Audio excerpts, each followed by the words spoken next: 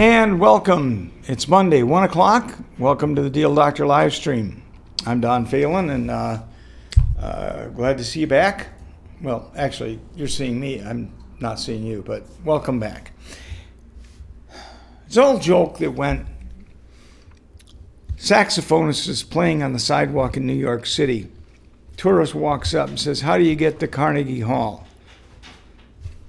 Saxophonist never looks up, just says, "Practice, man, practice."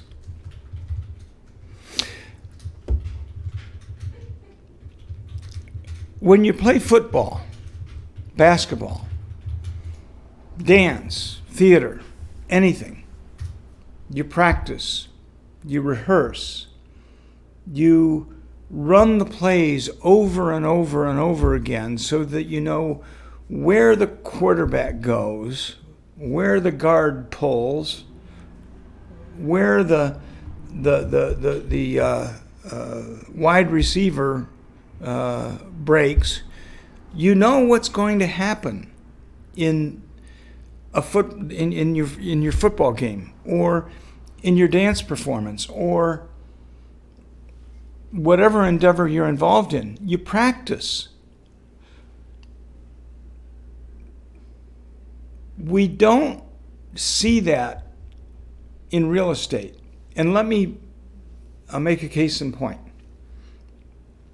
Real estate agent recently licensed, called 8:30 on a Saturday night, needed to write an offer that had to be to the listing agent by 9. That's a half an hour.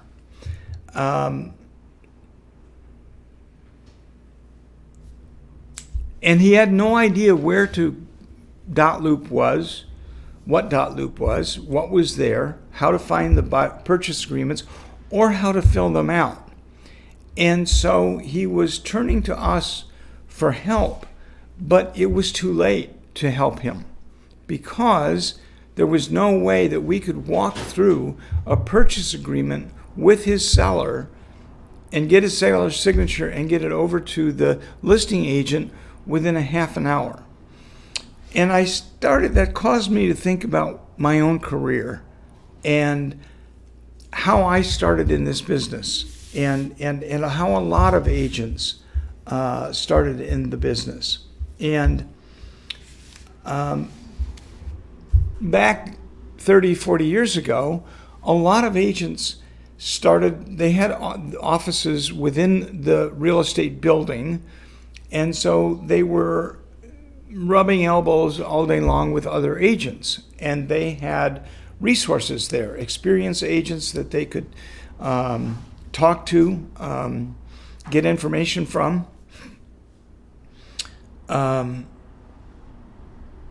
They had a broker there. And very often they would pair up, buddy up, and practice their listing presentations. You know, how were the listing presentations going to go?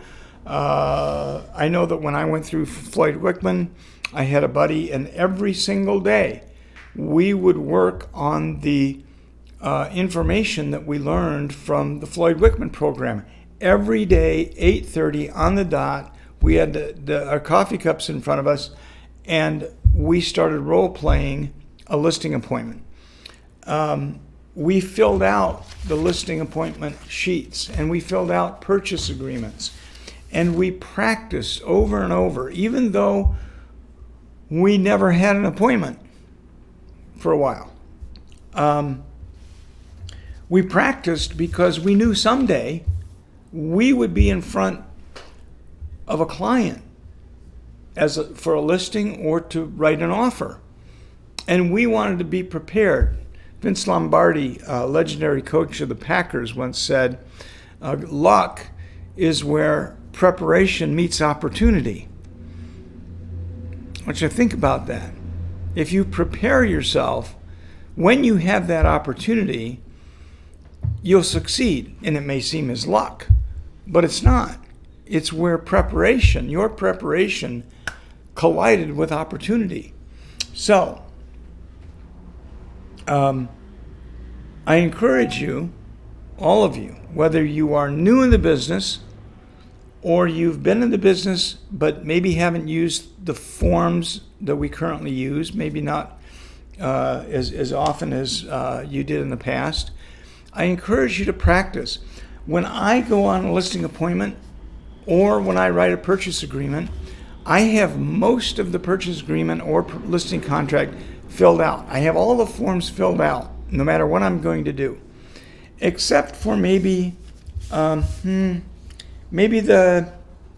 price. That's paragraph 6. So I make a little hashtag, or I highlight paragraph 6 to remind myself to go back and say, oh, wait a minute, we didn't cover paragraph 6. Let's go back. What price were we going to put on the house again? And so before I ever get to the listing appointment or the writing the purchase agreement, 90% of the documents are filled out. Because what happens in an appointment, whether it's to list a house or to write an offer, we get nervous. The clients are nervous. There are children and pets and chaos which distract us.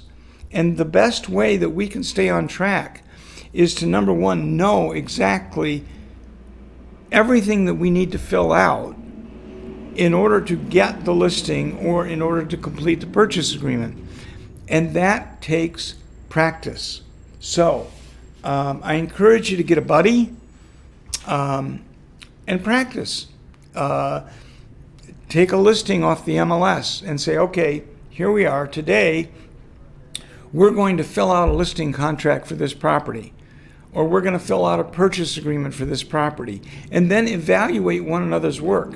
And then if you have questions, give us a call. We'll help you. Eric and I will help you through it. We'll answer those questions for you. But don't attempt to walk into a listing appointment or a purchase agreement appointment unprepared without knowing what the purchase agreement or listing contract says, and not giving yourself the advantage of having most of it filled out, the stuff that you can fill out without the client's input. So practice. I encourage you that the more you practice, the more comfortable you're going to feel, the more confident you're going to feel when you're out there in front of a potential listing or a potential buyer writing an offer. Practice. Good luck. And call us if you have any questions. The effective date. Again, I apologize to those who don't use the West Michigan Regional Purchase Agreement, but we are again getting the question, when is the effective date? And I'm going to read it. Paragraph number 1. The effective date. This agreement is effective on the date of the seller's acceptance of the buyer's offer or the buyer's acceptance of any counter offer, as the case may be, and this date shall hereafter be referred to as the effective date. Further, any reference to days in this agreement refers to calendar days. The first calendar day begins at 12:01 a.m. on the day after the effective date. That's when the inspections start. If anybody has a question, you should. Anyway, any reference to time refers to local time. I bring this up because some agents are under the impression that the effective date is not until the acknowledgement is signed. First of all, according to the courts, the acknowledgement is not necessary to be signed to have a fully executed, fully enforceable buy-sell agreement. Now, some lenders will require it, and some other agents will scream and pound their fists that they want it. It's not worth fighting over. If somebody wants an acknowledgement signature, I'll get it for them. It's not that important. It's not worth losing a deal over. But the reality is that the effective date is defined in paragraph 1 as that moment when the buyer and seller have reached a meeting of the minds and they have signed a document which says that they are in agreement about the terms of the sale of a property. That's the effective date. That's enforceable. So hopefully that clears that up. If it doesn't, make a note. Dom will send me a note. And in the 5-Star Connect page, there's a thread about this that went on last night and today. And there's a little history behind that. The law says that in order to get a fully executed purchase agreement, the acknowledgement needs to be signed.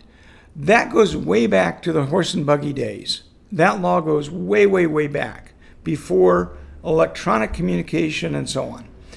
And the only way the buyer could know that they bought a house was when the realtor got off his horse and buggy and knocked on the door and said, oh, by the way, they accepted your offer. Would you sign this acknowledgement here?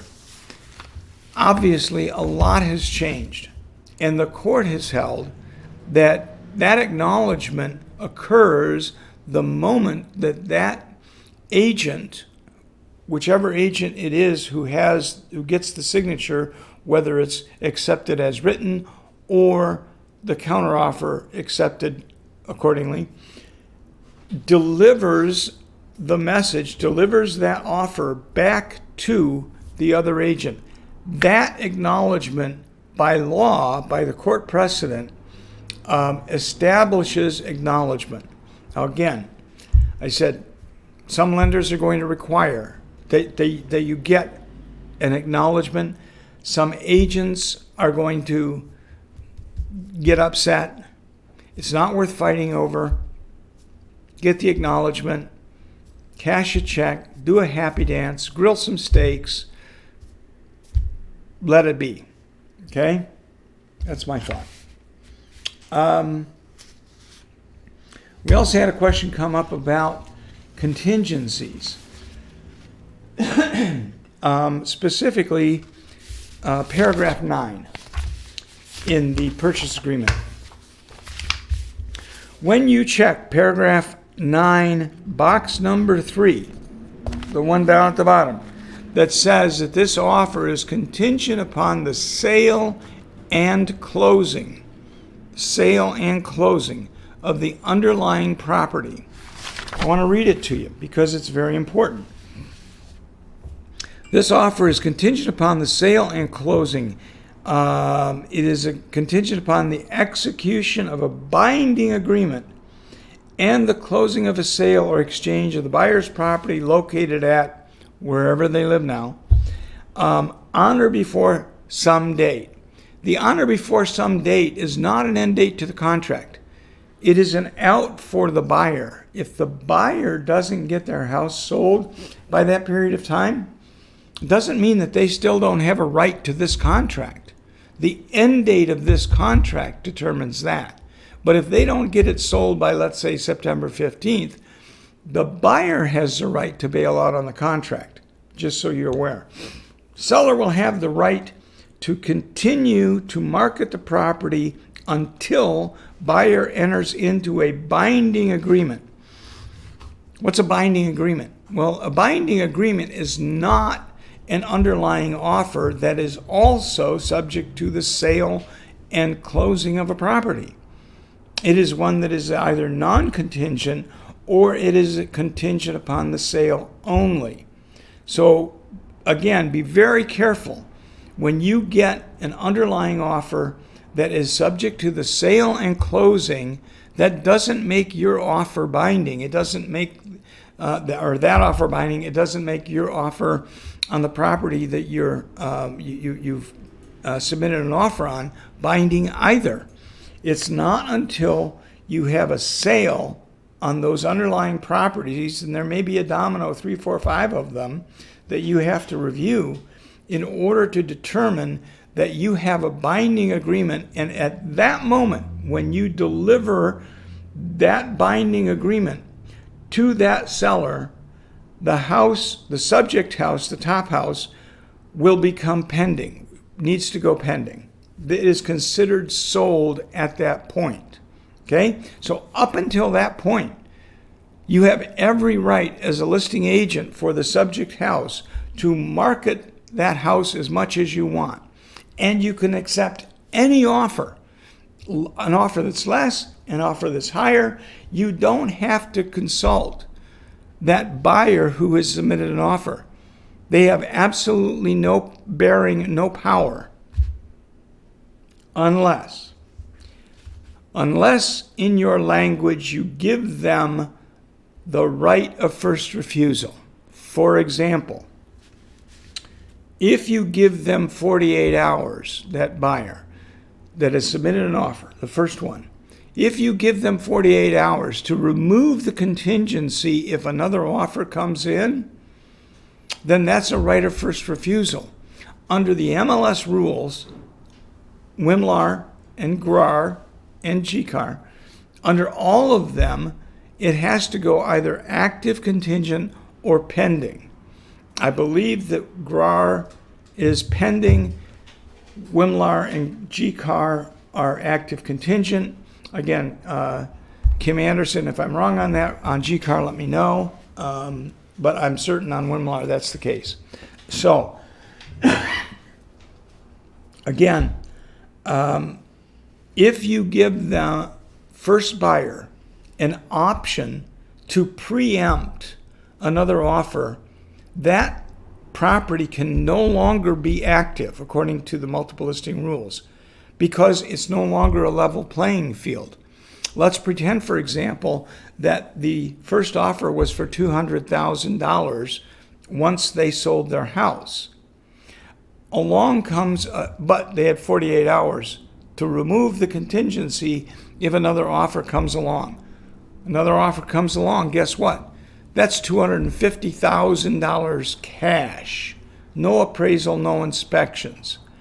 Your seller does not have the right to accept that until that first buyer has that 48 hours to pull their contingency. If they remove that contingency within that 48 hours, then your seller has just lost $50,000. Now, I don't know about you, but I don't see any advantage to a seller in providing a buyer the right to remove a contingency if another offer comes in. In fact, I think it's detrimental to the seller's best interests because if that buyer had the ability to remove that contingency at the time they wrote the offer, why didn't they write the offer without the contingency in the first place? It doesn't give your seller the advantage. It gives the buyer the advantage. And it also creates a situation where you have to take it off active status on the multiple listing. I know there's questions about it. All I can say is if that's not a clear enough explanation of it, I would encourage you to call your local real estate board and have a conversation with them because they will explain it to you. And so, Dom, any questions? I don't think so. No questions. Let me double check them.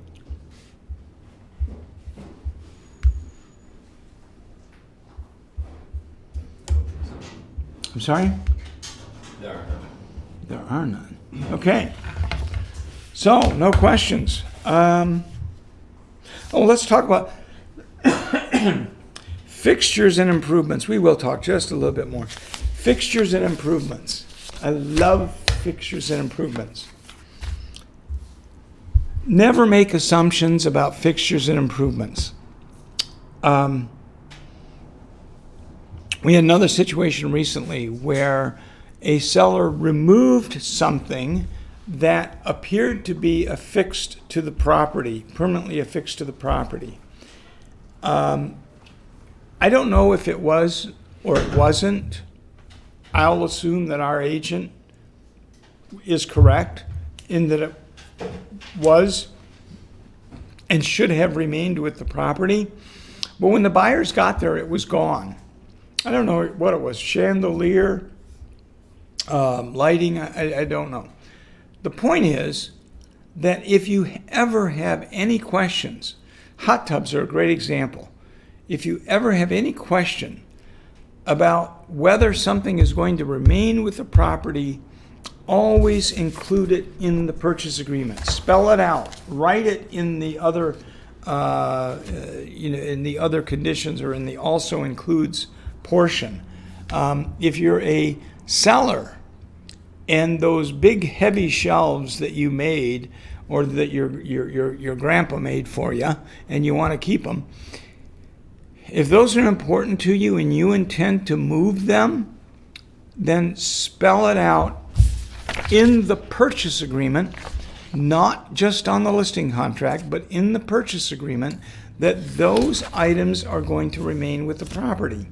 The purchase agreement will supersede the listing contract. Therefore, if you mention the heavy shelves that you want to reserve, Grandpa's heavy shelves, in the listing contract and on the MLS, but you fail to do so on the purchase agreement is going to take first place. Purchase agreement is going to win every time. So, again, whether you are stipulating something that is to remain with the property in the sale or going with the seller after the sale, please, by all means, make sure that that information, that is specified in the purchase agreement. So, what else? That's about 20 minutes. That's a lot of stuff. A lot to digest. So I hope it helps. Eric and I are here for you. Give us a holler if you run into questions, and we'll do our best. See you next Monday. Thanks.